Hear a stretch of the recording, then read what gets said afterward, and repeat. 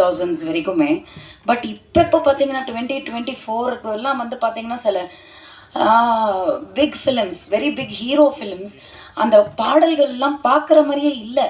Very bad. அதெல்லாம் டான்ஸிங்காக, அதெல்லாம் ஸ்டெப்ஸானே தெரியல. அது ஸ்டெப்புன்னு சொல்லவே முடியாது. வெரி வல்கர், தேவையில்லை. இப்போ இதில் வந்து பார்த்தீங்கன்னா there is a lot of sensuality, but it was not looking, அதாவது அதை வந்து ஆபாசமாக தெரியல, கண்டிப்பாக தெரியல. அதுக்கு வந்து I think I have to congratulate the choreographer as well. டைரக்டரோட பங்கு கண்டிப்பாக அதில் இருந்திருக்கும். But the way that visual choreography was done, எங்கேயுமே அந்த சலிப்புத்தன்மை இல்லை.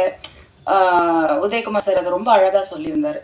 ஸோ அந்த விதத்தில் வந்து சும்மா டான்ஸ் வைக்கணும், சும்மா பாட்டு வைக்கணும், கமர்ஷியல் இருக்கணும் அப்படிங்கிறதுக்காக திணிக்காமல் அந்த சிச்சுவேஷனுக்கு, அந்த கேரக்டரைசேஷனுக்கு என்ன தேவை அப்படின்றத மட்டுமே மனசில் வச்சு இந்த 2 சாங்ஸ் எடுத்த மாதிரி ரொம்ப பியூட்டிஃபுல்லாக இருந்தது. Locations, music again very very beautiful, very pleasant. கண்டிப்பாக வந்து நீங்கள் இதுக்கு முன்னாடி படங்கள் பண்ணியிருக்கீங்க, பட் இந்த படத்தில் வந்து கண்டிப்பாக ஒரு மிகப்பெரிய ரீச் இருக்கும்னு நம்புகிறேன். பிகாஸ் வந்து சினிமாவில் இருக்கக்கூடாது. ஏன்னா பேசாத படங்களும், ஊமை பாஷையில் இருக்கக்கூடிய படங்களும் பெரிய ஹிட்ஸ் கொடுத்துருக்கு. சார்லி சாப்லன்லாம் வந்து there is no dialogues. So சினிமாவில் வந்து மொழி கிடையாது.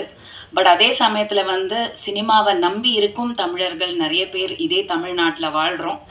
ஸோ அந்த விதத்தில் வந்து ப்ரொடியூசர்ஸ் வந்து அந்த ஃபர்ஸ்ட் ப்ரிஃபரன்ஸ் டெக்னீஷியன்ஸ்க்கும் சரி, ஆர்டிஸ்ட்க்கும் சரி, நடிகர்கள் எல்லாருக்குமே வந்து தமிழ்நாடை நம்பி இருக்கக்கூடியவங்க. அவங்க தமிழ் பேசுகிறாங்களான்றது முக்கியம் இல்லை, நம்ம தமிழ்நாடோட சொத்து அவங்கெல்லாம்.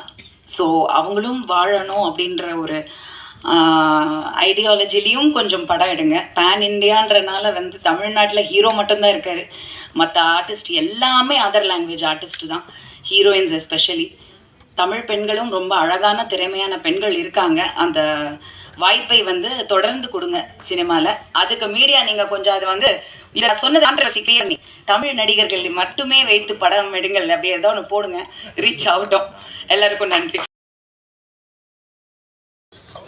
இந்த திரைப்படத்தை வாழ்த்து பேசின நல்ல உள்ளங்கள் எல்லாருக்கும் நன்றி. நிகழ்ச்சியில் கலந்துக்கிட்ட பத்திரிகை ஊடகவியலாளர்களுக்கும் சினிமா விமர்சகர்களுக்கும் நன்றி.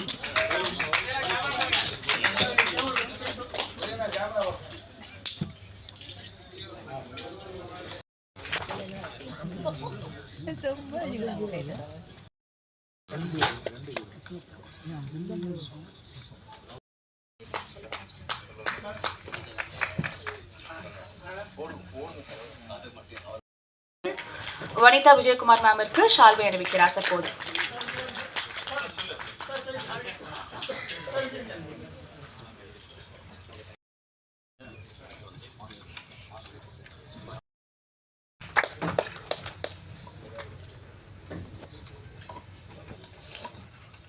மாலை வணக்கத்தை தெரிவித்துக் கொள்கிறேன். இந்த டெக்ஸ்டர் திரைப்படத்துக்கு எனக்கு